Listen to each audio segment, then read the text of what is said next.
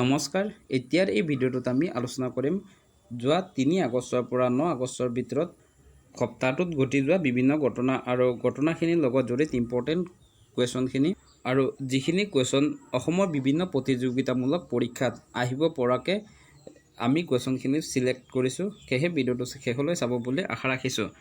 ইয়াৰে প্ৰথম কুৱেশ্যনটো হ'ব শেহতীয়াকৈ নুমলীগড় শোধনাগাৰ খণ্ড কোনটো প্ৰতিষ্ঠানৰ সৈতে 5G captive non public in refinery sector নামৰ এক বুজাবুজি চুক্তি স্বাক্ষৰ কৰে আৰু ইয়াৰে ৰাইট এনচাৰটো হ'ব অপশ্যন নম্বৰ বি BSNL। শেহতীয়াকৈ নুমলীগড় শোধনাগাৰ খণ্ডই BSNLৰ লগত 5G captive non public in refinery ছেক্টৰৰ এক বুজাবুজি চুক্তি স্বাক্ষৰ কৰে। এই চুক্তি ভাৰতৰ প্ৰথমটো 5G captive non public in refinery ছেক্টৰৰ চুক্তি আৰু এই চুক্তিটো নুমলীগড় শোধনাগাৰ খণ্ড আৰু BSNLৰ মাজত স্বাক্ষৰিত হয়। ইয়াৰে ২ নম্বৰ কুৱেশ্যনটো হ'ব অসম ৰাজ্যিক মহিলা আয়োগৰ নতুনকৈ নিযুক্ত হোৱা অধ্যক্ষাগৰাকীৰ নাম কি? ইয়াৰে 4টা অপশ্যনৰ ভিতৰত ৰাইট এনচাৰটো হ'ব অপশ্যন নম্বৰ চি আঙুলতা ডেকা। আঙুলতা ডেকাই অসমৰ ৰাজ্যিক মহিলা আয়োগৰ নতুনকৈ অধ্যক্ষা হিচাপে নিযুক্তি লাভ কৰে। আঙুলতা ডেকা অসম ৰাজ্যিক মহিলা আয়োগৰ অধ্যক্ষা হিচাপে হেমপ্ৰভা বৰঠাকুৰৰ ঠাইত নিযুক্ত হয় আৰু এই অসম ৰাজ্যিক মহিলা আয়োগ স্থাপন হৈছিল 1993 চনত। অসম ৰাজ্যিক মহিলা আয়োগৰ মুখ্য কাৰ্যালয় হ'ল বেলতলা গুৱাহাটীত।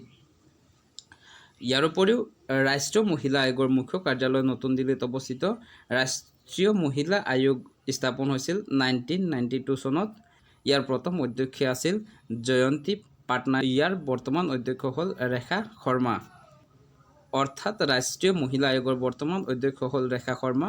ইয়াৰ পিছত 3 নম্বৰ কুৱেশ্যনটো হ'ব শেহতীয়াকৈ আমিনগাঁও স্থিত শৰাইঘাট উদ্যান নামৰ এখন উদ্যান কোনে মুকলি কৰে আৰু ইয়াৰ ৰাইট এনচাৰটো হ'ব অপশ্যন নম্বৰ এ মুখ্যমন্ত্ৰী হিমন্ত বিশ্ব শৰ্মা। মুখ্যমন্ত্ৰী হিমন্ত বিশ্ব শৰ্মাদেৱে 4 আগষ্ট 2025ত শৰাইঘাট উদ্যানখন ৰাইজৰ বাবে আনুষ্ঠানিকভাৱে মুকলি কৰে আৰু এই উদ্যানখন নিৰ্মাণ কৰিছিল অসম পৰ্যটন বিভাগে। ইয়াৰ পিছত 4 নম্বৰ কুৱেশ্যনটো হ'ব শেহতীয়াকৈ ভাৰতে ইংলেণ্ডৰ লগত খেলা টেষ্ট শৃংখলাৰ নাম সলনি কৰি নতুন কি নাম ৰখা হয় আৰু ইয়াৰ ৰাইট এনচাৰটো হ'ব অপশ্যন নম্বৰ এ এণ্ডাৰছন টেণ্ডুলকাৰ ট্ৰফি। অৰ্থাৎ ইংলেণ্ডৰ এজন বিখ্যাত বলাৰ জেমছ এণ্ডাৰছন আৰু ভাৰতৰ ক্ৰিকেটৰ ভগৱান শচীন টেণ্ডুলকাৰৰ নামত এই শৃংখলাটোৰ নামাকৰণ কৰা হয়। শেহতীয়াকৈ 5খন শৃংখলাৰ খেলত 2খন দেশে 2-2 শৃংখলাটো ড্ৰ কৰিবলৈ সক্ষম হয়। ইয়াৰ পিছত 5 নম্বৰ কুৱেশ্যনটো হ'ব ৰাষ্ট্ৰীয় হস্ততাঁত শিল্প দিৱস কেতিয়া পালন কৰা হয়? ইয়াৰে ৰাইট এনচাৰটো হ'ব অপশ্যন নম্বৰ এ 7 আগষ্ট। 7 আগষ্ট তাৰিখে প্ৰতি বছৰে ৰাষ্ট্ৰীয় হস্ততাঁত শিল্প দিৱস পালন কৰা হয় আৰু এই 7 আগষ্ট তাৰিখে ৰাষ্ট্ৰীয় হস্ততাঁত শিল্প দিৱসৰ উপলক্ষে ministry of textile hood on wheels নামৰ আঁচনি এখনৰ শুভাৰম্ভ কৰে। ৰাষ্ট্ৰীয় হস্ততাঁত শিল্প দিৱস 2015 চনত প্ৰথমবাৰৰ বাবে চেন্নাইত পালন কৰা হৈছিল।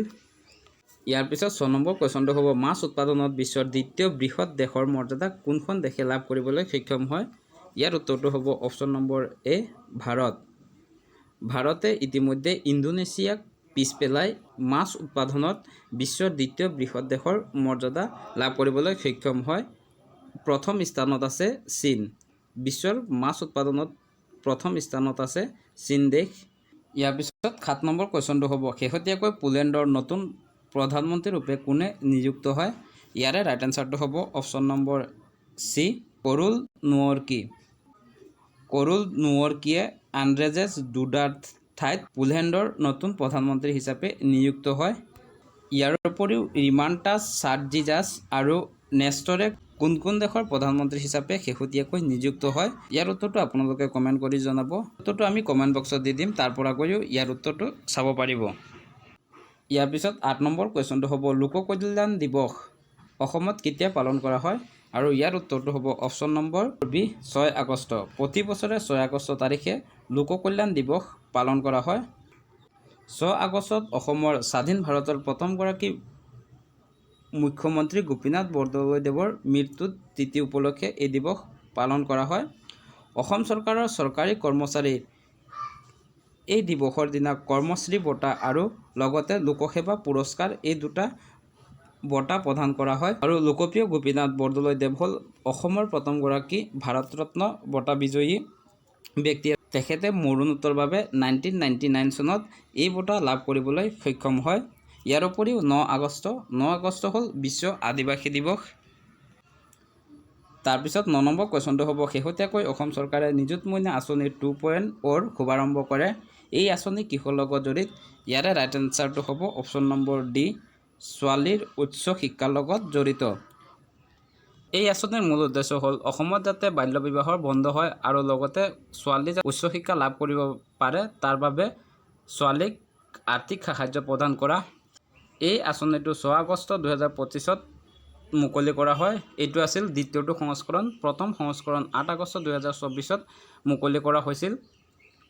এই আঁচনিৰ জৰিয়তে একাদশ শ্ৰেণীত পঢ়ি থকা ছোৱালীক মাহে 1000 টকা, ডিগ্ৰী প্ৰথম বৰ্ষত পঢ়ি থকা ছোৱালীক 1250 টকা আৰু মাষ্টাৰ ডিগ্ৰীৰ প্ৰথম বৰ্ষত পঢ়ি থকা ছোৱালীক মাহে 2500 টকা আগবঢ়োৱা। এইখিনি আছিল আমাৰ এই সপ্তাহটোৰ ইম্পৰ্টেণ্ট কেইটামান কাৰেণ্ট এফেয়াৰৰ কুৱেশ্যন। আজিৰ কুৱেশ্যনটো হ'ল উইম্বলডন 2025ৰ পুৰুষ শাখাত কোনে খিতাপ লাভ কৰিবলৈ সক্ষম হয়? ইয়াৰে 4টা অপশ্যন দিয়া আছে। 1 নম্বৰ অপশ্যনত আছে Jannik Sinner, option B Divya Deshmukh, option C Iga Swiatek, option D উপৰোক্ত এটাও নহয়। এই 4টা অপশ্যনৰ ভিতৰত ৰাইট এনচাৰটো আপোনালোকে কমেণ্ট কৰি জনাব আৰু নহ'লে আপোনালোকে ইয়াৰ এনচাৰটো আমাৰ ডেছক্ৰিপশ্যনত দিয়া থাকিব, তাৰ পৰা গৈও চাব পাৰিব। ভিডিঅ'টো কেনে পালে? যদি ভাল পাইছে লাইক কমেণ্ট শ্বেয়াৰ কৰিবলৈ নাপাহৰিব আৰু যদি চেনেলটো এতিয়ালৈকে ছাবস্ক্ৰাইব কৰা নাই তেন্তে প্লিজ চেনেলটো ছাবস্ক্ৰাইব কৰিব। লগতে ভিডিঅ'টো আৰু কিবা সংযোগ কৰিবলগীয়া আছে নেকি বা যদি কিবা কুৱেশ্যন থাকি গ'ল আপোনালোকে কমেণ্ট কৰি জনাব, ইয়াৰ উত্তৰটো আমি দিবলৈ চেষ্টা কৰিম। আৰু ভিডিঅ'টো ইমান সময়লৈকে চাই থকাৰ বাবে ধন্যবাদ।